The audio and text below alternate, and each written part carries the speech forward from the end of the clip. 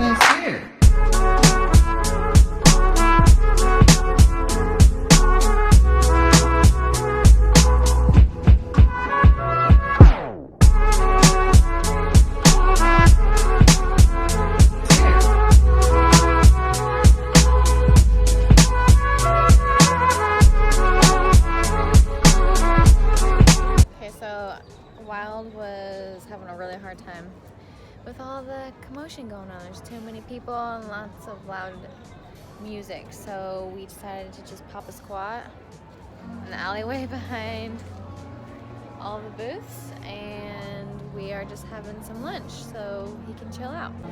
I think he's happy about it. He was crying for like 20 minutes, and he's not a big crier, so I knew he needed a break. So Mom Jean's coming in clutch because I just brought some turkey, oven roasted turkey, cut from the deli, and homemade zucchini banana muffins, some water, and he is happy. So little bud just needed a break. How Wild? You needed a break from all of the commotion? Oh, and I forgot. I brought this little, our favorite pouches, just to add some greens.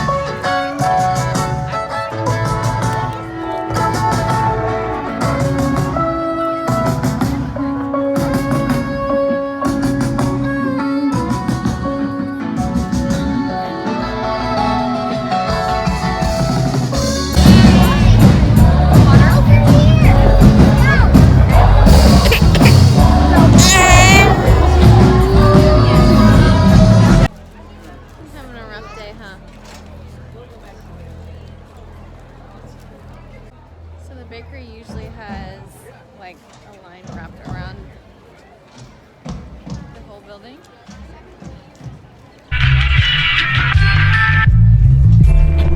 Another day at the silos. Was it worth it, Kim? It was so worth it. Always. So much fun. It's a good thing we came early because the crowds are starting to It's insane. pack up. Disneyland. Eat so many showing people the strollers full of bags, shopping bags.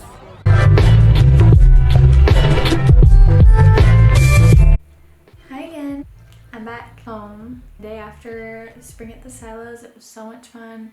The weather was really weird. It's usually pretty warm in Texas by mid-March, and it's actually freezing. Well, freezing in Texas means like 50 degrees, so it was freezing. I actually didn't really video a lot of the booths, even though there were so many. There were giant rows of booths, but I didn't record much. One, because I was actually trying to shop, so I haven't mastered videoing and shopping at the same time while handling my almost 1-year-old. He kind of was having a meltdown in the middle of the shopping because of all the loud stuff going on, so he was kind of having a hard time. So that was just a little overwhelming, but we did do some shopping. I got this little headband and some scrunchies. I would normally have this pulling my hair back, but I decided to eat a yummy dessert that my mom made yesterday, knowing that it's gonna give me pimples, and I woke up with a stinking pimple.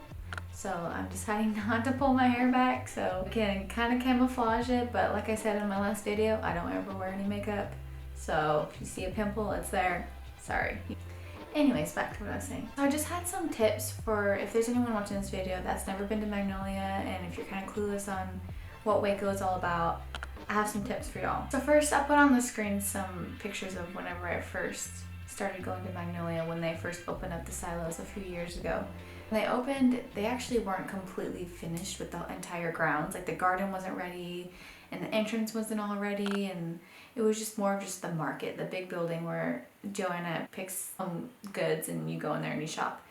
So the first few times when we would go visit, it wasn't super busy. It was busy, but it wasn't like insanely busy where there's lines and things. As you can see, there wasn't like a place where you can take Instagram pictures by the silos. It was really barren actually. It had a few food trucks, and it was actually, I loved it. We really loved going, and it was really enjoyable. And as the months went on, Magnolia started getting more popular, and people from outside the state started flying in, so it started getting really busy there. So they added lots of more things to the grounds to get a more enjoyable experience, because Waco is not known to be the most amazing place in the world. It really is just like the center of Texas, just good old flat land, country folk. There's really not much there except a university, Baylor University. But other than that, it's not really known to be anything other than kind of just like a farm town, just nothing there. But Joanna and Chip put Waco on the map. It blows my mind that just to see what this amazing thing Joanna and Chip have done, which is incredible. It really is incredible. I've been there I've probably been there like 10, 15 times within the last 2 years, and it's really busy. So it's crucial that you choose a good time of day and season to go. It literally is like planning Disneyland. You actually have to plan out your days and your times. Otherwise, you'll just be stuck in crowds, or you'll get stuck in the heat in the middle of July in Texas. That is miserable. The best time I think I have ever been was when I always choose to leave my house to go to Waco around 7 in the morning. So that then we get there around 10-ish. And there's lines already there, usually. And the crowds are definitely there. People have caught on that the earlier the better. I think that's in any case. But the best time I have ever gone was about an hour before they closed, actually. There were a handful of people there, and the sun was setting. It was beautiful weather, and there's barely anyone there. So if you're not a people person, you don't like being around crowds, I'd say early morning or late afternoon. But if you don't mind the crowds or the people or the lines, go whenever the heck you want, because it's really fun, and like I said, they make it a whole experience. I would say the longest line is usually right outside the bakery. The bakery is right outside the market. I have only been there a few times, because the few times I've been in there weren't really any lines, so I was like willing to wait a few minutes to try one of their cupcakes, which are so good. They're super good. There's always a line. Be prepared for that, but it's worth it, like I said. And it's super cute inside too. They have it all decorated, all cute, of course. So one thing I would definitely advise is I know it's really hard to kind of focus when there's so many people inside of actual market in the big building. There's so many people, and there's just like little spaces and little time for you to actually sit and look at every little thing. They put so much effort into all of their displays and how they have everything set out. It really is just like every little area is like a little scene. It's so pretty. And there's always my favorite part is that there's always flowers incorporated.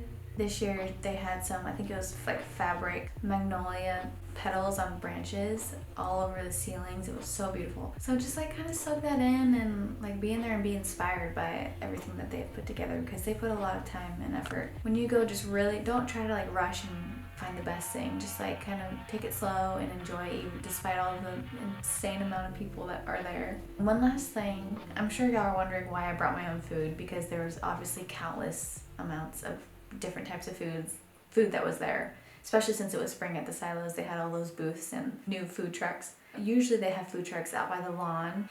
I knew that it was a different environment for Wild and that we were kind of going to be in a pinch. We only had a few hours to be there, so I just grabbed some things I knew that he liked and eats, because he's kind of a picky eater, and I was just worried that I wouldn't be able to find something at the food trucks. You don't really need to bring your own food because there's so much there they have to offer. Despite its growth, I think it's really, really awesome. It's definitely worth the trip. I would say take a trip to Dallas if you're out here.